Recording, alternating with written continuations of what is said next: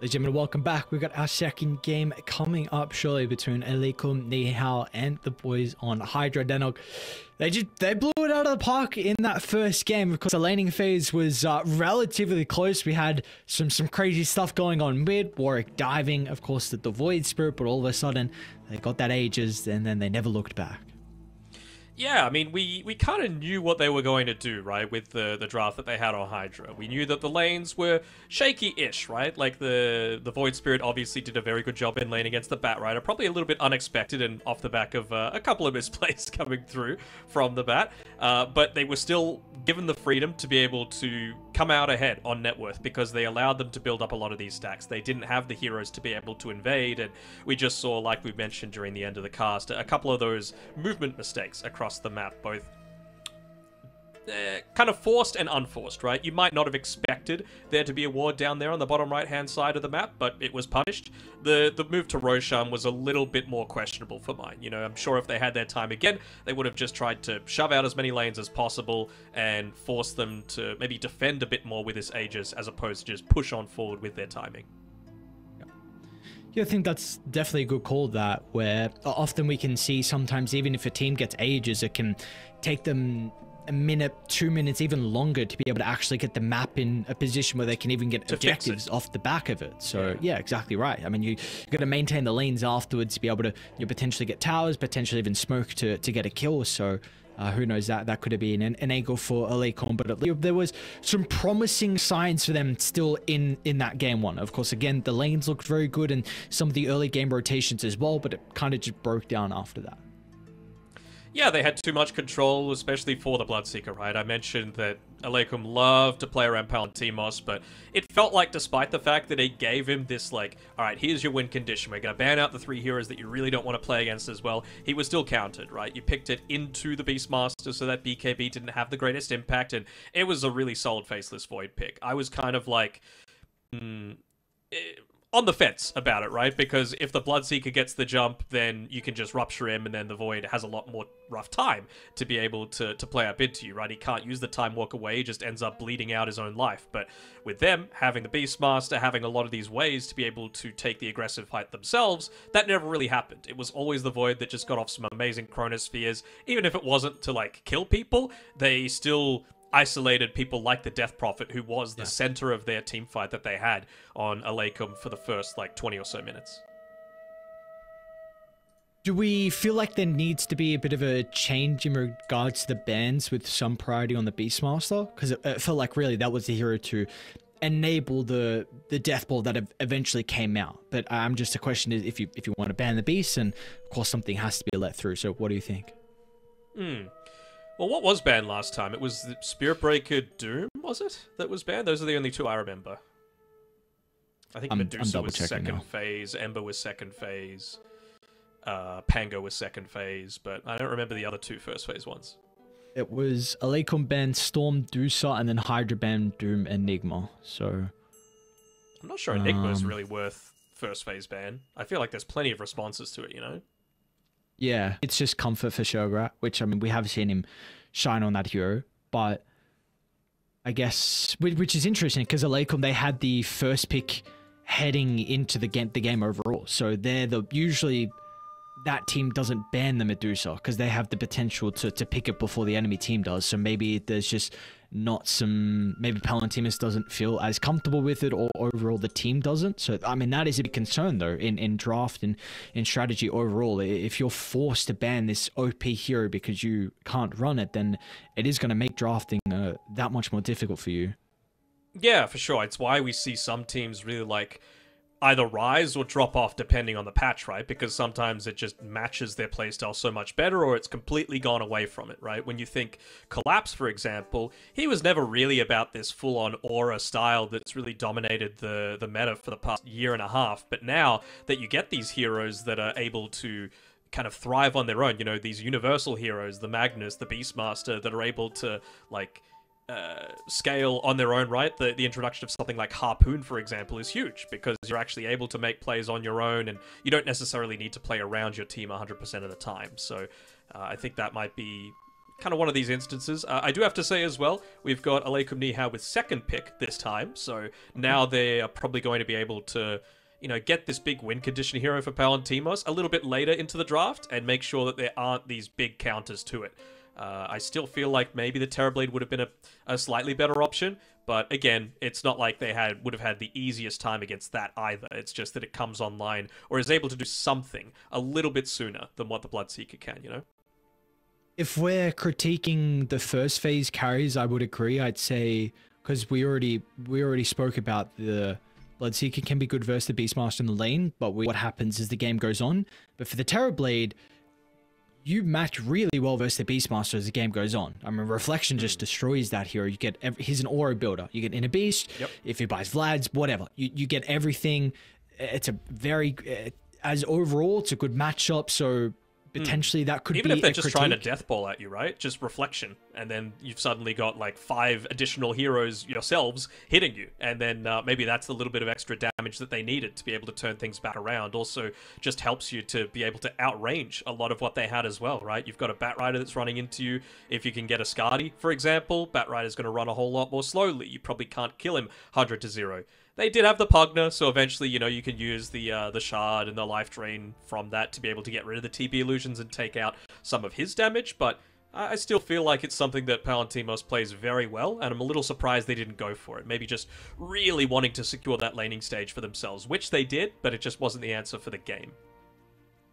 Yeah, so I guess looking at it, because I'm taking a look at the net worth prior, at 10 minutes, Bloodseeker had 4,600, and the Beastmaster had 4,100. Like, if you're picking this hero to destroy the beast in the lane, do you feel like that is enough of a difference in the net worth for you to be happy about the pick? I'm looking back at it because I'm just seeing, like, where was that spike of the Ancients camp, basically. I think at, like, what is that, 8 minutes, I think? It was almost a 1k net worth lead. So that's more kind of what we were thinking. I think they just didn't have the heroes to be able to invade and stop them from taking those ancient camps. If they do, and all of those camps go away, then obviously you're going to be in a much better spot. They won't have the tools. They won't have that Helm of the Overlord that's just going to make things so difficult, because that ancient granite golem basically solo siege the first, like, lane and a half of barracks. So, you know, there's only so much that you could do against that. It is indeed. Just to keep everyone aware as well, we are having some connection issues with people. No, getting you just need to start the game, Lockie. You just need to press the button. You're holding people hostage, and come on, dude. I'm doing nothing. I'm doing nothing. Why am I getting the blame? I swear it's you every single time. Come on. I get the blame? Well, I haven't done anything wrong. It's always Danog's fault. So we should. Whenever Danog feels ready to start, we should have this one underway pretty shortly. So hopefully, I'll let you know. I'm not ready yet. Not ready yet? What do you need to be? What are you waiting for? Just mentally, you know. Just mentally. Hang on. What the hell? Yeah. Just not mentally ready. You know, sometimes you need I need some water. That's what I need to hydrate. Make sure you're hydrating as well. Hydrate homies, yes, indeed. So now you've had your sip. Are we gonna start soon? I'm not great away. All right. How was your day? Let's talk about that. My day. It was pretty good. What did I do today? I played a lot of Rocket League.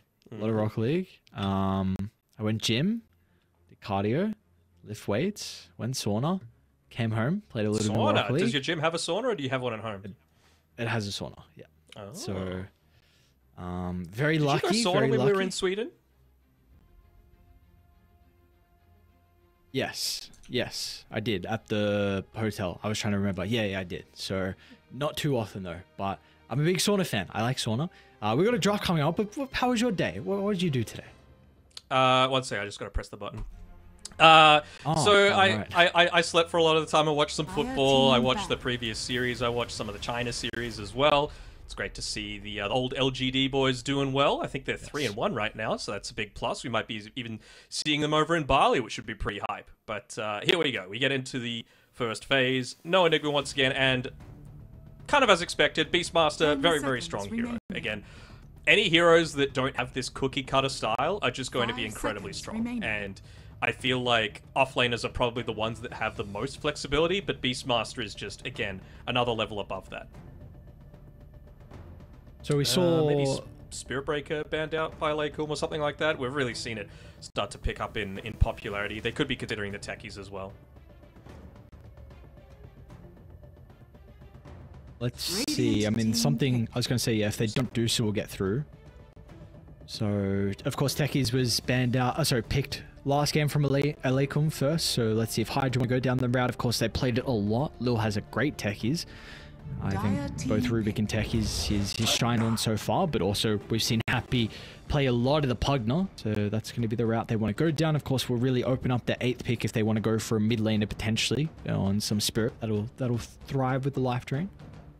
Maybe they just wanted to keep it flex as well, right? Like Lil can play the Pugner too. It's not just Happy that's able to do it, so they just wanted to keep that open. They're going to look to snipe the Storm Spirit here instead. I like this from Aleikum. Surprising that they're not going to be going with like the steroid, right? I know you like the Pugner, the Coddle, the Io. There's the big three that you want to be playing with the Storm Spirit, but maybe Io is just a little bit too passive this game. You know, I know it's really early into the draft, but what do you now pick against the Storm? Is it just as simple as a Quap? I wouldn't hate a Quap here. Big thing that you hate playing against the Quap is like stuff that can outrange you, stuff that can out-sustain you, and stuff that keeps you locked down for a long period of time, like the Puck, for example. So I feel like Quap, reasonable matchup. I'd say a pretty good matchup against the Storm Spirit, and good scaling as well. And again, Pugner could just keep you in the fight. You probably don't have the greatest like mana regen item builds anymore as the Quap, but if you don't have to be chained to a bottle basically to be able to do anything and you can get it off the Pugner instead, why not? Are you mainly suggesting Quap just because the good lane matchup versus Storm? Radiant team. You know me, I'm all about the late game scaling. Okay, Puck's fine too, right? Like it's just more stuff that's going to be able to... It feels like Hydra kind of want to do a similar sort of thing that they did last game, right? Just like very effective at shoving lanes and forcing Aleikum to play a bit more on the defensive, right?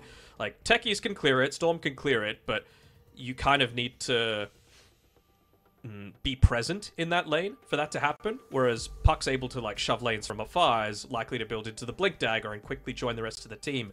Pugner's going to be shoving lanes and taking towers, so maybe... 10 seconds remaining. What other real zoo-type pushing heroes are really left here? 5 seconds There's no Beastmaster, there's no Enigma, so you don't have to worry about that as much.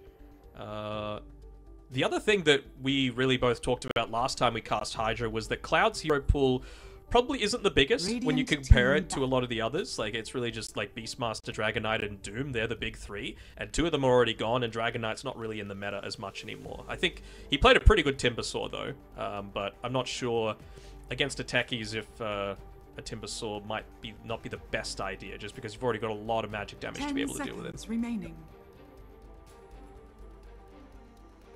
I guess the nice thing for him is he's not getting targeted at the moment, so no beast of course, but at Aleikum all their bans minus the Doom are towards Kami's hero pool, so we'll see if that's going to continue. That'll make it a little bit easier for Cloud's hero to come out in this next phase. Even get rid of the comfort in the Beastmaster.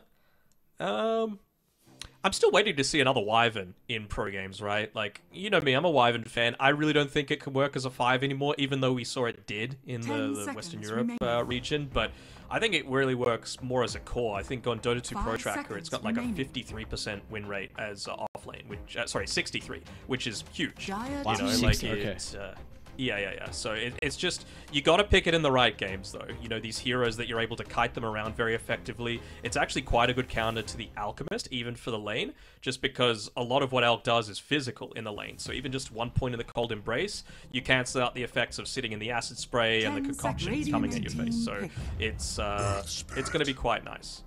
Ooh, full Spirit Draft? Give you a Spirit Breaker as well, come on.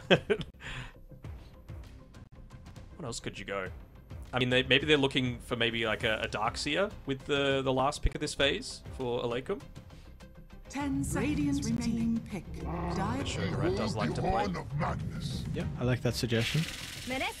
A lot depend on Hydras, and I don't know if these really... If you're going to pick a Darkseer, a lot of it is just the combo now with the Earth Spirit. Like, you don't really see any illusion hero that you'd like to steal, so I guess at least you see both supports and know there's going to be no Dispel out of them. For Hydra, though, Pretty comfort 5 second phase, seconds nothing too remaining. crazy with the mag for Cloud. Of course, it can be flexed as well if they want to give it over to Kami. We got Dark Willow as well. I'm just wondering with the Willow, like what the idea is around it, you know? Is it something as simple as just maybe you put a few more points in the Cursed Crown just to be able to set up for things like the Skewer back into more dangerous areas? Pickoff is kind of alright with a puck, I suppose, right? Dream Coil into the Bedlam feels very good at all stages of the game. Even just Skewer out of the Dream Coil is going to be quite nice. So you can see the combos there. I'm just a little bit worried about like what a Willow's going to be able to do if they decide to get a bit more aggressive and a little bit more like lane aggressive. And well, this is another one of the heroes that they do like to play for Sugarat, the Venomancer. So I'm assuming that they're just going to look to get rid of any sort of heroes that are actually able to stay at range against this Veno hero and just look to bully out any sort of melee that's still left. Which is a concern though, because you have a 5 Magnus seconds and remaining. you want a melee here. So... But if you got no damage because you get nothing in the lane, then, Yeah. you know, becomes a little bit more difficult. You're like empowering nothing. But, I mean, we've seen Magnuses go like the 1-4-1 build and into all stats and actually be the true scaling core, even if the game is quite bad for it. So it's a weird balancing act, right? Because you want to leave melee heroes in the game, and you also want to leave melee heroes in the game that are good against the Magnus, because I feel like you really do need to crush this hero, because he will come back. He has the capability to farm, and even if he doesn't, you can flex him to being a little bit more utility, just to be able to deal with it that way. Just more points in the Skewer. You probably still go Harpoon and stuff like that, but Lifestealer, Monkey King, they're probably the big two. Probably Monkey, actually, is my number one that I'd be looking to get here for Palantimos. Dire team I actually back. like both those suggestions. I Radiant was going to team back. ask potentially about the Mag playing as a 1 then, if we feel there might be issues with the carry, and then if he has a bit more of a rougher lane, he can easily farm the jungle. But I like those carry suggestions more than the Mag getting flexed. Yeah, I'm just thinking, like, what else could they be considering, unless it's like... 10 Maybe a Slark seconds remaining. is something that they could be doing. Just, again, for a Dispel for the Venomous Gale feels kind of nice. 5 Once you hit level seconds 6, you remaining. don't really worry about the Veno bullying you quite as much. It's a nice target for the Empower as well. A Leash against the Earth Spirit and the Storm feels kind of nice. I wouldn't hate to see that coming through for Hydra. For Aleikum, I mean, the big thing that I'm concerned about if they did run this Magnus as a 1 is that if you're forced to go back into the jungle, your supports are pretty terrible at defending the tower, right? Like, you don't have a lot of mobility. You probably are just going to be bullied quite heavily. So I'm not sure how effective that's Dire going to be. team back. I think with that call, it's you... Like, at that stage, you can shove the lane and then go jungle.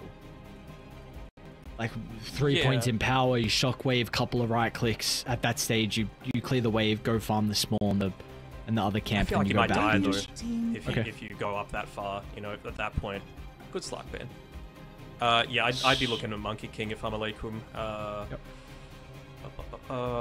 What can they do? I'm saying no to an extra stun versus Storm Spirit as well. Juggernaut. We're gonna Jug. Okay, so here that's starting to rise a little bit more in popularity. Yatora is having a lot of success with it. Was a great empower target as well. Is indeed. I saw a little bit of banter going on in the chat a little bit earlier, just about 10 how the Jug, seconds oh, it's not remaining. really been picked that much, it's not that good, Western Europe, best region, blah, blah, blah, blah, blah, 5 they're not doing it. seconds But, I mean, remaining. a lot of pros are still picking it. Maybe it's just because of the rise of this Magnus that people feel like it's so much more effective, just because Jug hits so fast already that Empower is going to enable him so heavily, right? That, you know, you can look to keep up in that farm, and a little bit of magic damage against these offlaners that like to build into the Vanguard feels pretty nice as well, right? He just doesn't really care about it as long as you've got some other spell damage from your position 5. I'm all what's in the on my monkey response? idea. Omni Well, slash even- in the Wukongs feels pretty decent to me.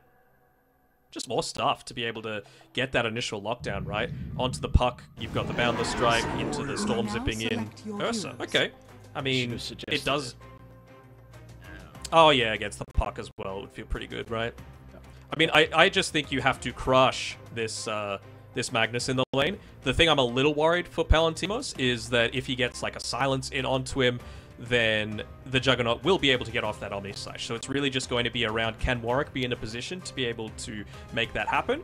And it needs to be prior to him getting the BKB, of course, right? Because if that happens, you're always going to live through the Omni Slash, unless it's like the perfect RP. They got great team fight on Hydra. I think they've got pretty good lanes on Aleikum. We saw last time around it was the team fight, but it was more about the team fight selection than the overall strength of fight, right? And the overall pushing power. So I'd say this one's probably going to be a little bit more even than last time. And at least with the heroes that Aleikum have, they can take a lot of the early fights, and you're not as cooldown reliant, so there's not going to be that difficult decision of, can we contest Rose? Is it the right call? Is it not the right call? You've got a lot of heroes that are ready to brawl early on. Even the Ursa can. If he goes Battle Fury, you can still kind of get active, but of course that item will enable you to farm and potentially be that big threat that you need to be as a late game against the Juggernaut. But of course, we do have our second game coming up shortly. The draft is all set, but first a word from our sponsor, EGB. Bets on esports, bets on streamers, impressive bonus system. Welcome bonus up to $600, cashback, artifacts, regular promotions, daily giveaways. Try yourself as a bookmaker. Great lines. EGB.com, more than just a bookmaker.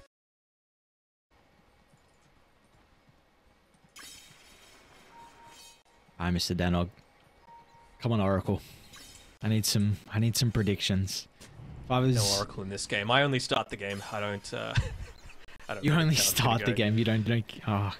But Yeah. if I wanted to, come on. If I wanted to put my channel points on the line here, and I Ooh. was supposed to listen to you. You know, this is. You know, we come here to listen to the wonderful analyst spread some wisdom, and my points are on the line. Where are they Ruin going? Everyone's points. All right. I'm the thing that I'm just mostly concerned about, not concerned about, but I'm up in the air about, like, what is Shogurat's item build going to be 30 this game? seconds to Because they've got a pretty good spread of damage between magic and physical on Hydra, so you're not going to get like amazing value out of, you know, one or the other going into a Greaves or a Pipe or whatever. Venno probably not the best Vanguard builder, and to be fair, kind of like what I said about the Juggernaut,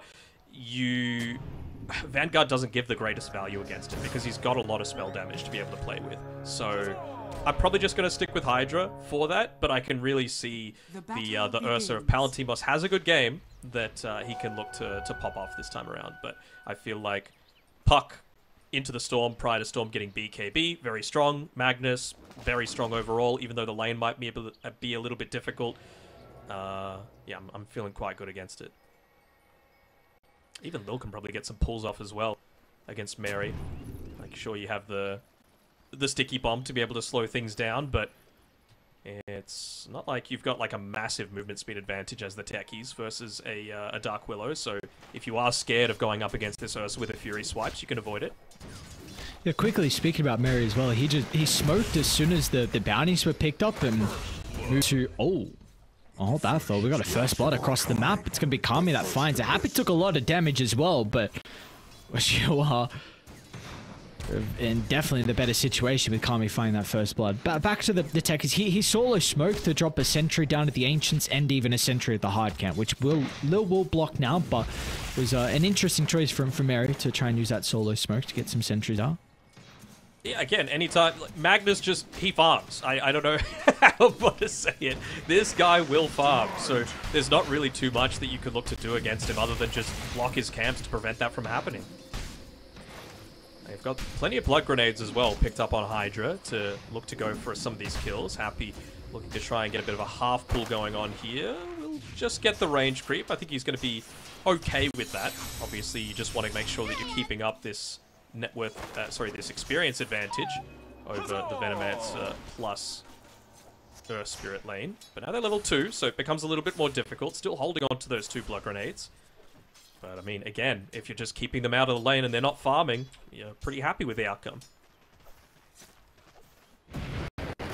Whoa, top lane, where all what the stuff's the happening, hell? though. Oh my lord, the combos Are they all gonna die? Side. They might. Looks like it's just Cloud along with Mary that goes down, but man, Palantimos along with Lil took a big hit too.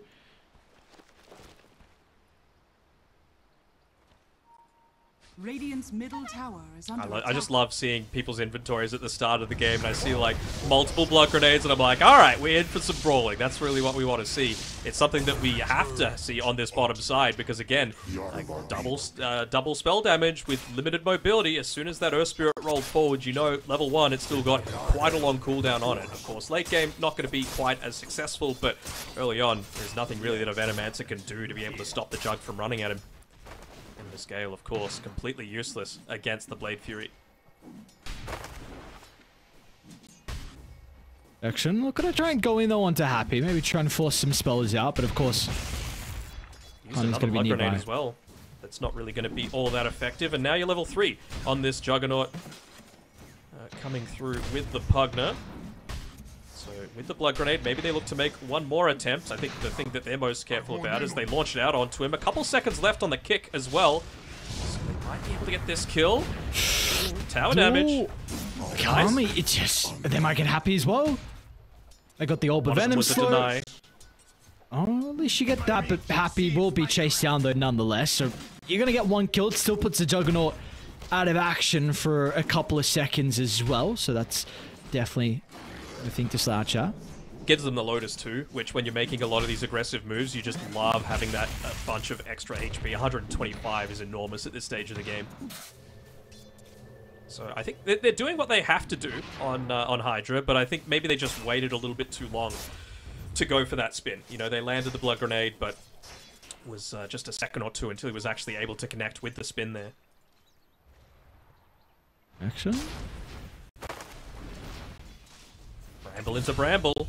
We talked about this. You know, pretty good combinations together with a lot of their abilities, right? The Skewer plus the Dream Coil, the Skewer plus the Brambles, even just a Skewer into an Omni Slash is going to be very effective in the laning stage as well as once the game goes on.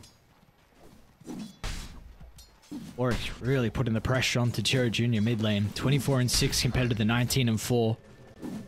Oh, the damage early on for the Puck's got that level advantage as well. They're going to try and TP him with the Earth Spirit.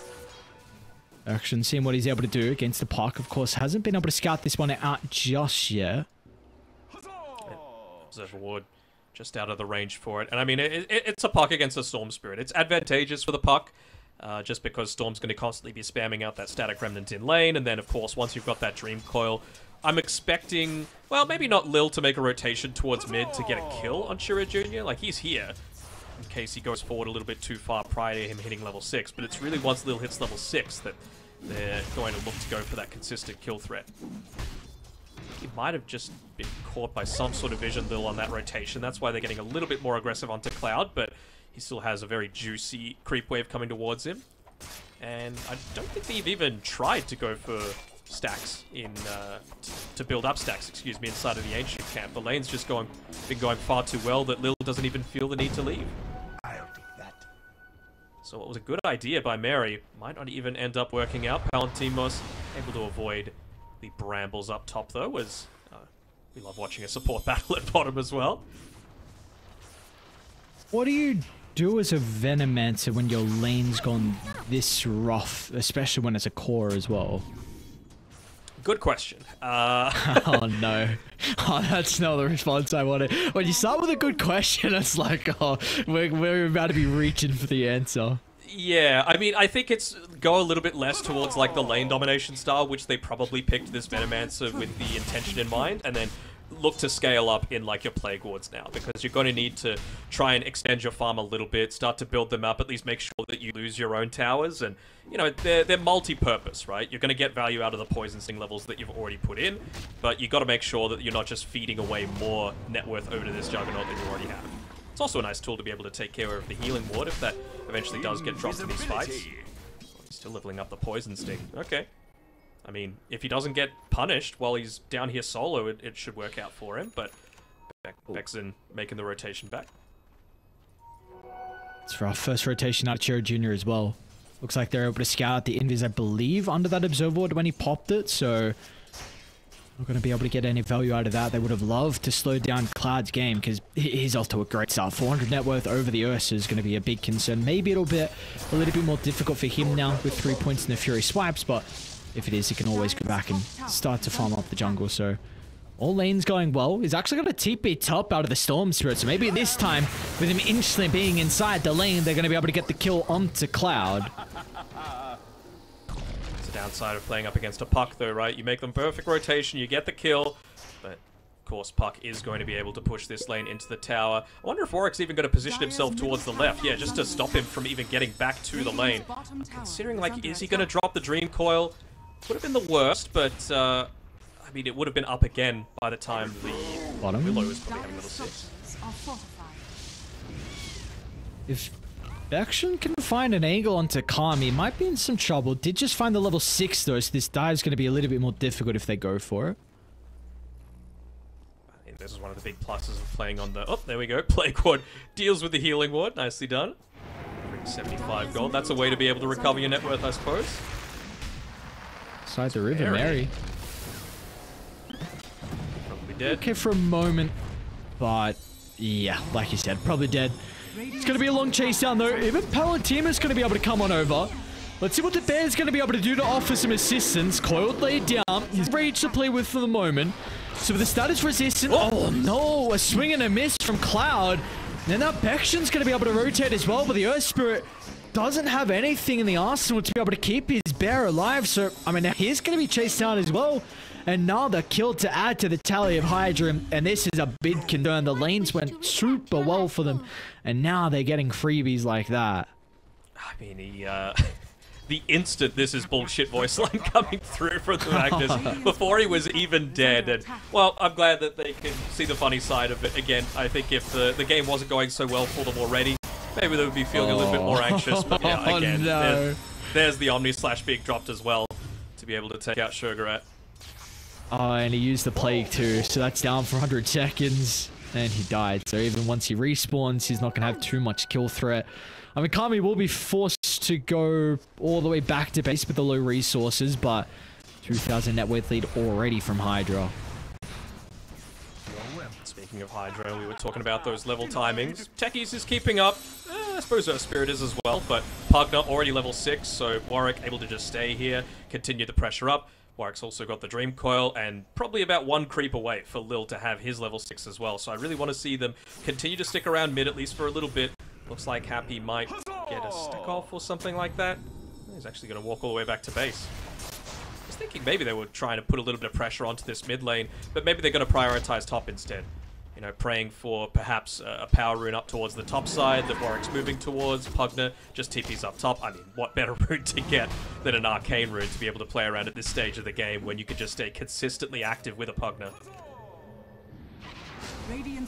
What would you like to see them do with the arcane though? Like if there's a place for them to fight, is there a preference for you?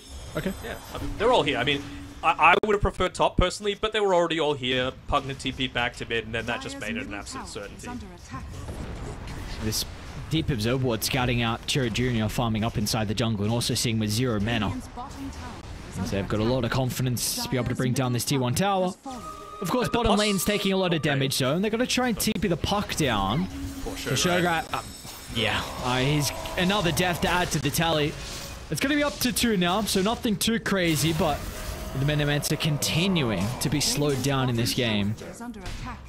I wonder if they continue staying in this lane. They're going to mirror it. Cherry Jr., he goes to his own safe lane. Nice, terrorize. Terrorize. All right, Lil. What a first use of the ultimate. Cloud's okay. In fact, he's look at Warwick. He's full health and ready to go. Warwick's coming in from behind as well. He uses the Twin Gate to be able to get up to the top side after securing that kill. The thing that I was looking for is just playing around this siege creep, right? You don't have a creep wave here just yet, but you're playing with a Pugna. No points decrep, so Cloud looks like he might soak this one a little bit. And because of the Arcane Rune, you've still got the Dream Core, you've still got the RP, and they're going to take even more of this tower control away. I really love this move coming through from HYDRA. Cherry Jr.'s going to make the attempt at the coil. Response is there, and triple! That's a better RP. Cloud, he'll make amends for the previous ultimate, and in what fine fashion to do it with as well. An RP onto 3, and it's going to help them secure the tower as well. This is... I mean, this is not a Beastmaster lineup. This is not really a team fighting kind of heroes they've got to be able to just run over the map, but they keep taking fights like that. It might be a very similar game. Yeah, it's all about Hydra's movement, right? So the one thing that I did like about them playing around mid first is that the Siege Creep gets there a good 5 or so seconds earlier than what they do on the top side. So if you make that play happen, you can make these rotations towards the side lanes and still get value out of the Siege Creeps there, versus if you do it the other way around. Don't look at the odds. Don't look at the EGB odds. Oh my god. Yikes. Don't look at the Battle Fury time from Jug. 12 minutes on Kami, level 10. Oh, this is... Treads. Oh no. Not good.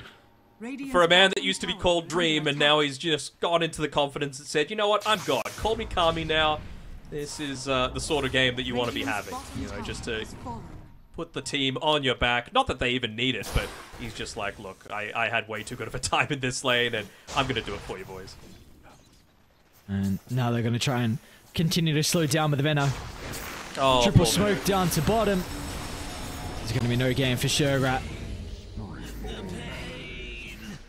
This is... It was my concern, right? Like, you just... Yeah. What can you build on this Venomancer, and what can you get out of the lane if they just consistently run at you, basically? Like, Pugna isn't the greatest killing support for the lane. Like, maybe if they put a point into the decrep, but didn't even need that for the slow to be able to kill that Venomancer during the spin. It was just mass blood grenades, I'm pretty sure, being bought by Happy. I think he bought 3 to start this game off, so really nicely done by him.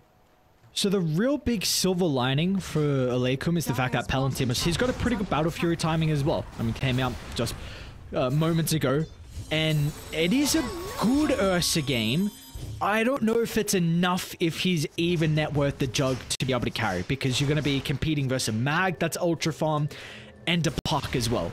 But at least it's something that it's a pretty good Battle Fury timing from Palantinos. And, well, Tira's not going to be able to find as free farm as what the Ursa is, so...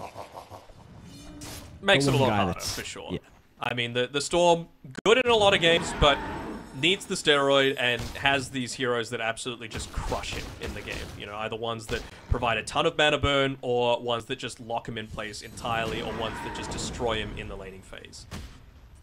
So probably don't want to be playing it against, like, for example, Invoke or a Quab, Pango occasionally. But, yeah, the Puck, for sure, Warwick's playing an incredibly good game. Yeah. Pugna just makes it easy, though, to play a good big game with these mid laners, especially if you've maintained as much power room control as they have so far. Cloud. It's like, excuse me, Happy, you're stealing my farm, sir. What are you doing? He's like, I've done enough, alright. I can do what I want. Even pinging out Roshan as he comes up towards his regular home. Maybe just expecting them to come through. They did scan it on Aleikum, but that's almost a suicide attempt if they go through the rift to try and contest it. Nah, they're not. They tapped it. They tapped it. Oh, you can't do this. Not into a Dream Coil. Oh, Cloud's going to be ready with the RP if they all come through. They're going to line up as well for him. He'll only hit one, so it's not the greatest. Might enable Die to take the fight. They're going to try and make the attempt with the Storm Sprint the skewer over to the left side, but Shura Jr. has got plenty of mana to be able to zip away. Somehow no one has died. I mean, Happy's still alive, that's how. Be able to repair some of the damage that's been dealt prior.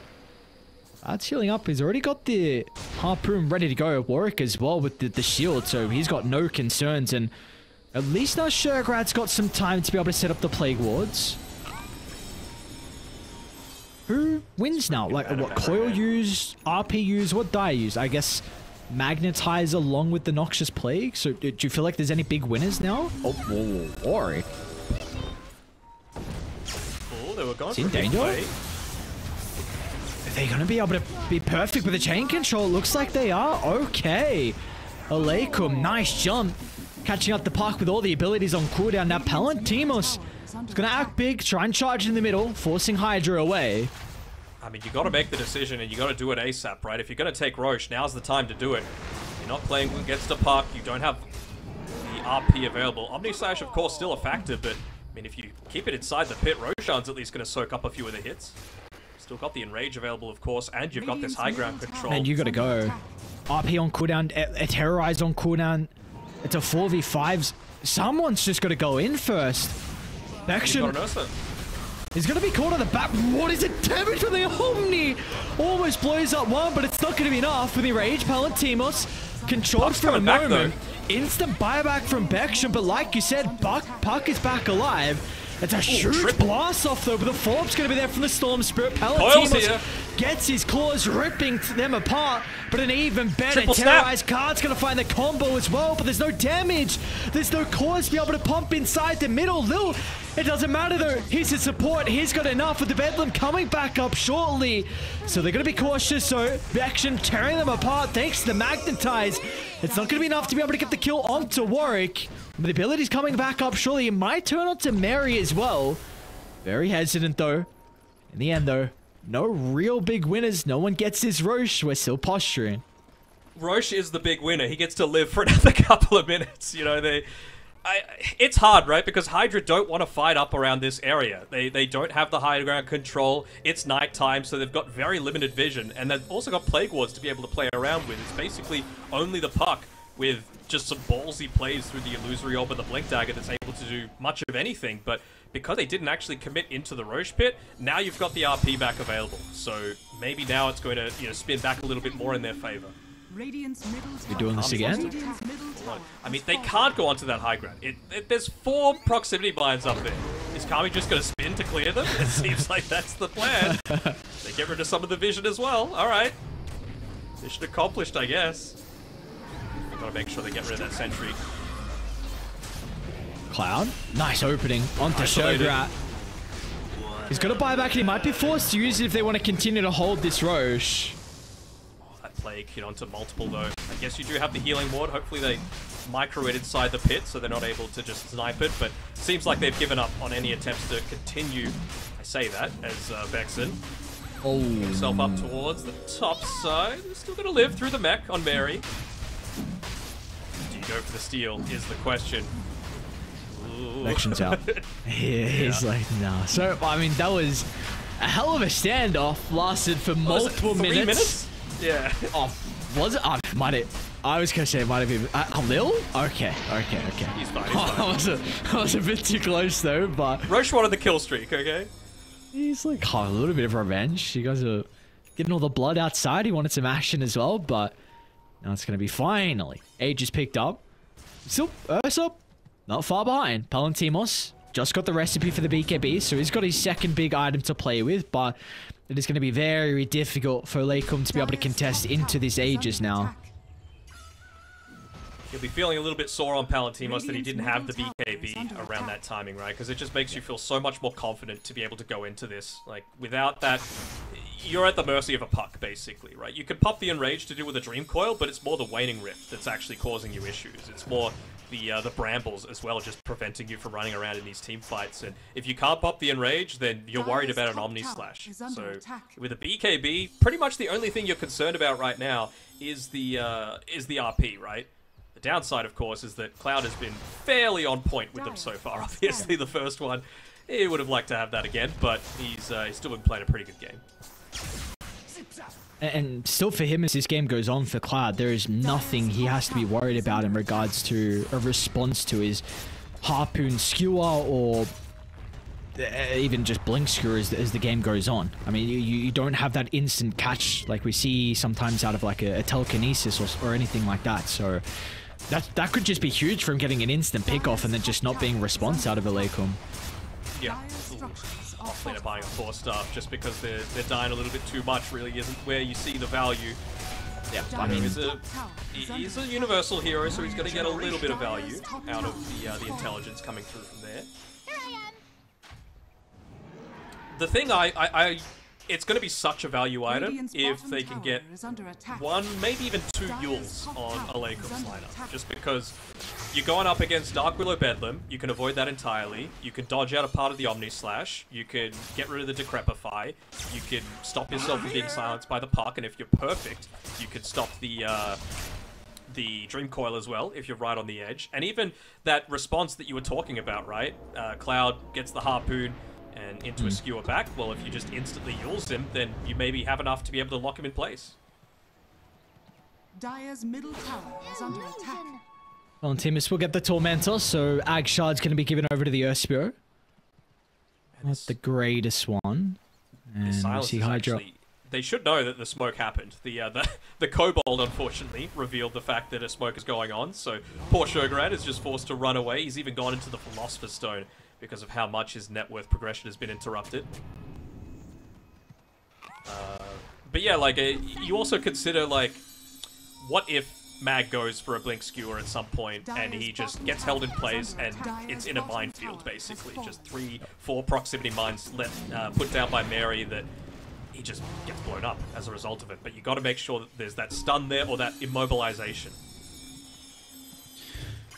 Do you feel like Aleikum are strong enough to be able to fight into this Aegis, or do they need to keep avoiding it for another minute 30? I mean, close to some of the next items. I think Ursa just picked up a Blink Dagger, which is going to be kind of nice. I almost feel like this is at the point where you need to go like Nullifier next on Palantimos just to be able to deal with, or getting rid of the Empower for one, but also the Decrepify, just so that if he does make this jump, if it's the BKB, they're not just going to decrep and run away. So maybe that's the sort of thing that he needs to pick up before they feel super confident in fighting. The plus side is that you've got pretty decent defense against that, right? Like, Venomance. Is he gonna have the damage? Terrorize? Oh, just too late. That is how you make space. You force out a coil, force out a terrorize. You also get, I believe, a BKB now completed from Chiro Jr. as well. So beautifully done from Bection. But like I was saying, the Veno and the Techies do a pretty decent job at defending the high ground, right? You just don't want to be walking up into a bunch of Plague Wards. You don't want to be walking up into a few proximity mines as well. Makes it a lot more challenging, for sure. But if you can find that quick pickoff, which I'm assuming that they're looking for right now with this smoke used from Cloud, he puts the Empower onto Kami. Let's see how keen their eyes were to be able to spot that sort of thing out. But they're just waiting for someone to make a mistake right now on Aleikum.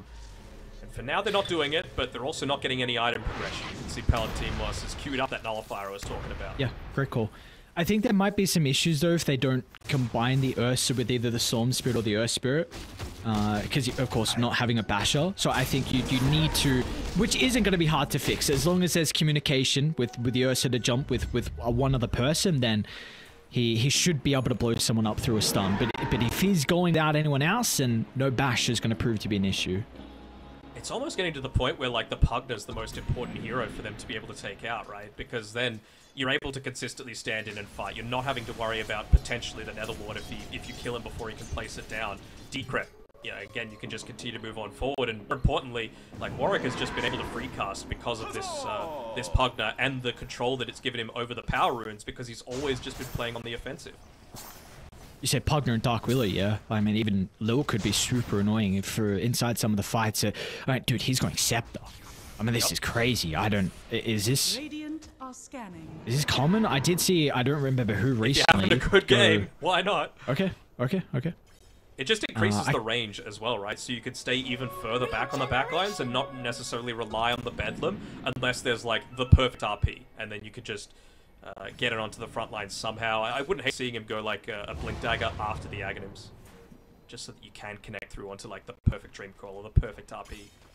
Oh, nice stun in the blast off the river, Mary. Yo. All right, what a perfect timing as soon as the phase shift expires. That is a big kill from Aleikum. They're going to be able to find the double damage rune now for Chiro. Do they have a smoke? I'd love to see them try and find him. And maybe if they can get another pick off with Hydra, not respecting the numbers disadvantage. Yeah, and I think they got to do it without Palantimos. Like, it's tempting for sure to be playing with this Ursa. Maybe they're just going to go to the farm route, right? Bexon, I'm sure, is being told by Palantimos, don't you touch that top wave. Like, we need...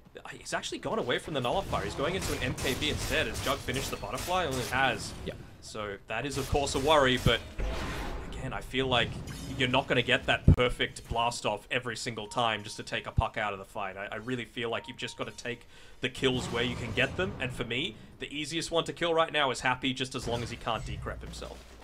He's even got a Ghost Scepter. This is so much control that you're providing for your team, and I really am worried about this Ursa feeling useless. Yeah, unfortunate. I mean, that's without Roshop, I suppose, so they're not going to be able to get an objective. No way he gets out. No way he gets out. Okay. Oh, it's a bit too close, though, but get the kill in the end. I heavily agree. I feel like your Urs, you need to deal with everyone else. I don't think you are worrying about itemizing for the Jug at the moment. But if again, now, if with him building MKB, he needs to be jumping the Jug, but then supports are going to be able to protect her. So what's actually stopping them from, like, they have no stuns other than Rolling Boulder and Electric Fortress. That's it.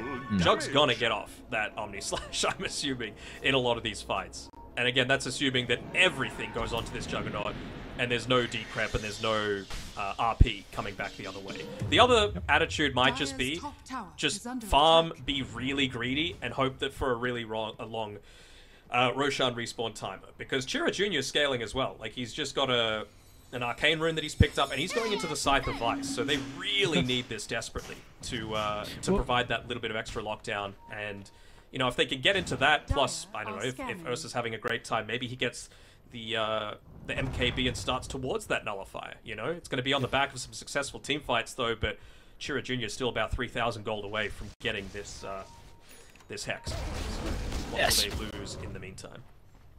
It seems like they're playing to scale. We know Ursa and Storm are very, very strong as the game goes on, but how do we feel like the other heroes, though? Because, I mean, I'm looking at the supports, and Mary's not really keeping up. I mean, keeping up with the other 5, but Earthspirit's not keeping up with the 4. And it feels like Lil has already had so much impact, 6, 1, and 7, and with almost Scepter completed, he's going to be an even bigger issue inside the fight. So could that be a concern? Like, yes, Ursa and Storm are scaling, but what about everyone else on Aleikum? A little concerned, but I mean, Shogarat, he's gone a very defensive build, right? He's basically playing this kind of like a 5, to be honest. You know, just as long as I get my spells off, I'm relatively happy. Just another little bit of lockdown, I suppose, is that latent toxicity that he was able to get from the Tormentor. So, you know, against the Jug with the Manta style, with the Blade Fury, provides a little bit of extra control for the Ursa to just stand and right-click. And now that he's got the MKB, maybe that's going to be that 1.6 seconds, all they need to be able to take him down. But of course, now it's into an Aegis as well, so you're going to need to do it twice, and I'm not sure if they've got the gas for it. Even poor Shogarat with his Ghost Scepter, he's up against a Nullifier. It's also, that is just an item that completely counters the Ursa. You lose your Overpower, this hero does no damage without that now. So that's going to be a huge issue for him inside the fights. See, a little bit later this game, but HYDRA now feels strong enough with an Aegis to be able to walk up the higher ground. Cloud's going to find an opening. I mean, the tech is put himself on a silver platter to get the skewer back, and Dire, they're starting to wrap around. They won't need to show their hand just yet to protect the techies. They may have got a glimpse of them with that courier passing over. There were a couple of pings. Ooh, they were a bit late on using the glyph as well, so they didn't actually protect their tier 3 tower. It gets refreshed, but love to just have that extra couple of seconds to be able to protect it. On Timos right now, maybe just waiting for someone to go into a more dangerous position, but no one's going to take the bait. No real reason to move away from Kami right now. Oh, it's just no hesitation, dude. Sees the Venom step too far forward. Nullifier, Omni. Down he goes, but he's got a buyback, though, with the jump. Chira Jr. towards the backline. Great timing as well. They're going to be able to cancel out the RP. Cloud's looking for a better opening now. They're all grouped up, but the silence preventing the ultimate finally. He's going to be able to get it off in the middle of the fight. That's enough to be able to blow up the bear, who doesn't have a buyback. And now HYDRA, they can just look to clean up. They've got such a high net worth lead. That's just going to be nothing that Aleikum to do. They're getting charged down one by one. Kami's going to look to now pillage some more heroes inside their base. When it's a buyback out of Chira Jr., but yeah, they call it. They're out of there. Nothing they can do with this defense. HYDRA, a very, very convincing 2-0 from them. It was MVP to happy for mine. Like, even in that last fight, during all the chaos, love the fact that they tried something a little bit different on Aleikum. You know, going wrapping around, full-on backlines, don't just run into the Juggernaut with the Aegis, but he was just in perfect position, protected himself with the Ghost Scepter, had the Decrepify available, and they had no answers to it. No Yule Scepter, no Nullifier, and Magnus lives. He walks off to the side, Parvises himself, gets the life drain going, keeps them all perfectly healthy, and then that's all she wrote. You know, I can't stress enough how much they needed that nullifier, and it just didn't come because, once again, Hydra playing aggressive Dota. It's pretty attractive Dota. Yeah, it definitely is. They look very good when they have heroes that are able to make plays early on, the mid laner and the supports as well. Just overall, like, this was a really good showing for them. Hopefully, they've had a lot of good games so far. Of course, they opened up the season with a 2-0 over Namiga. Ever since then, they weren't able to really get their foothold. They lost the next 3 series in a row, but now they're able to hit back, and it's a pretty big timing for them to get a win under their belt as well. Again, we said they've got a lot of still very difficult series to go to be able to close out the season, so maybe with this momentum, it could help them against those tougher opponents. Yeah, for sure. I mean, I think both of these teams, I mean, obviously Aleikum, now they have a challenge ahead of them to be able to stay in Division 1. I'm sure they knew that, and, you know, the morale might not be the best, but they've got a lot to be able to review off the back of this. I just feel like, even in that second game, despite the fact that they had second pick, the cores never really felt enabled. It felt like they were just being countered every step of the way. They didn't have the right heroes to enable them, and it's something a little challenging. For Hydra, though, you know, again, Bali's probably a little bit too far out of their reach, but they could certainly shape what other teams are potentially looking to contest for that. Yep, shape those teams and just importantly stick around in Division 1 as well. And I mean, even for them, you're looking at the regional qualifiers now for TI as well. Just, you know, continue to work as a team. Counts. Exactly right. To be able to help potentially with seeding with that, and even just get a little bit more comfortable with the team and overall as an individual. So at least for our second series, we're going to have a 2-0 Hydra able to come out on top, but all our attention now is put towards the final series of the night. A very exciting series as well. I mean, we got some big opponents. It's going to be 9 Pandas taking on BO3, but it'll be a bit of a longer break, probably 49 minutes to be exact for when that third series is going to start, but that is one you do not want to miss. Again, 2 teams we are expecting to make it over to the Bali Major, so we'll see what we have in store for us. Third series, BO3 against 9 Pandas. We'll see you guys after the break.